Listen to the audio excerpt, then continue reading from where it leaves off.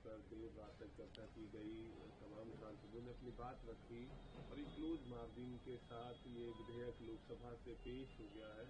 अब राज्यसभा में आज पेश होगा, क्या कहना चाहते हैं? देखिए, मैं पूरी कोशिश उम्मीद करूंगा कि राज्यसभा में ये बिल जो है पूरी तरीके से इसके ऊपर चर्चा हो। जैसे कल चर्चा हुई, कल अपोजिशन ने पूरी तरीके से जिस तरीके से रूलिंग पार्टी का साथ दिया और जिस तरीके से चर्चा करना चाहिए तो उस तरीके से चर्चा नहीं की। ये बड़े अफसोस का विषय है। और चाहे नीतीश कुमार जी हों, चाहे आपके टीडीपी वाले हों, पूरी तरीके से उन्होंने साथ नहीं दिया। चंद्रबाबू नायडू जी और 12 लाख राज्यसभा के अंदर आ रहा है बिल, और राज्यसभा के अंदर अगर से बिल पास होता है तो हमारा अगला कदम ये होगा कि हम ऑल इंडिया एशिया पतला बोर्ड की एग्जीक्यूटिव कमेटी की मीटिंग करके बाकायदा हम सुप्रीम कोर्ट का रास्ता खटखटाएंगे। और जब सुप्रीम कोर्ट का दरवाजा खटखटाएंगे तो हमें उम्मीद है कि वहां से इंसाफ मिलेगा। सर, ये कल लोकसभा में जब ये बिल पास किया जा रहा था तो तमाम कहीं ना कहीं जो विपक्षी दल हैं वो बुद्धाविहीन बात कर रहे थे और मजबूती से कहीं ना कहीं सोशल मीडिया से लेकर हर जगह कहा जा रहा है कि मजबूती से विपक्ष ने वक्त को लेकर अपनी बात नहीं रखी। बड़े अफसोस की बात है, बिल्कुल सही बात है। मुद्दे के ऊपर बात होना चाहिए। जिस इशू के ऊपर आपके हाउस में बहस हो रही है 8 घंटे की, और पूरी तरीके से दूसरा दिन हो गया बहस होते होते, रात का 1:30 बज गया, 1:45 बज गया, और जिस तरीके से अपोजिशन ने मुद्दे पर बात नहीं रखी और उल्टी सीधी बातें इधर उधर की करते रहे, वो बड़े अफसोस का विषय है। क्योंकि इस वक्त पूरे हिंदुस्तान का मुस्लिम समुदाय इस वक्त उसकी निगाह पार्लियामेंट के ऊपर थी और उन नेताओं के ऊपर थी जिन नेताओं को वोट देके वो संसद तक भेजते हैं कि उनके सांसदों ने क्या किया। मगर बड़े अफसोस की बात है, जिस तरीके से बात रखना चाहिए थी वैसे बात नहीं रखी गई। सर, लोकसभा में कहीं ना कहीं ये पास हुआ है, आज राज्यसभा में अगर आएगा तो आप राज्यसभा के सांसदों से क्या उम्मीद करते हैं?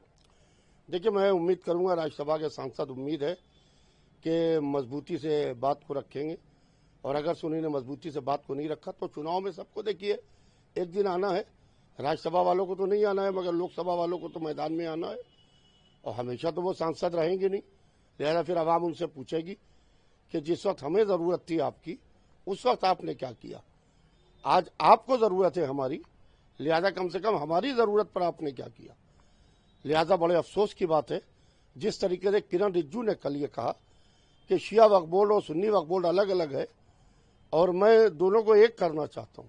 उनको कुछ मालूम ही नहीं है, बिहार उत्तर प्रदेश में शिया वक्फ बोर्ड अलग है और मुस्लिम वक्फ सुन्नी वक्फ बोर्ड अलग है।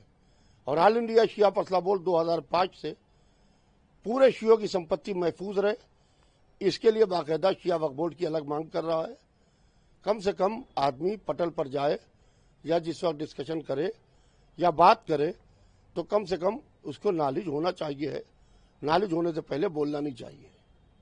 सर, अब अगर ये बिल आज राज्यसभा से भी पास हो जाता है तो आप सभी की आगे की क्या रणनीति होगी? भाई, आगे की रणनीति सिर्फ सुप्रीम कोर्ट का दरवाजा है, इसके अलावा कोई दरवाजा नहीं है। हम सुप्रीम कोर्ट का दरवाजा खटखटाएंगे और उम्मीद है कि हमें वहां से इंसाफ मिलेगा।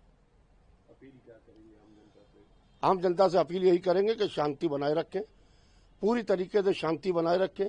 इसलिए कि लोकसभा से पास हो गया, राज्यसभा से भी उम्मीद है कि पास हो जाएगा, जो हालात दिखाई दे रहे हैं। लिहाजा आप कानून के दायरे में, संविधान के दायरे में रहते हुए एहतजाज कीजिए।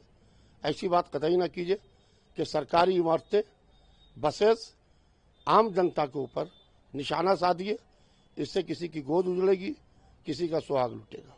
लिहाजा आप पूरी तरीके से पूरे मुल्क में शांति का माहौल बनाए रखिए। कोई ऐसी बात ना होने दीजिए जिससे इंसानियत का नुकसान हो, क्योंकि इस्लाम मजहब ये कहता है कि जिसने एक इंसान की जान ली उसने पूरी इंसानियत की जान ली।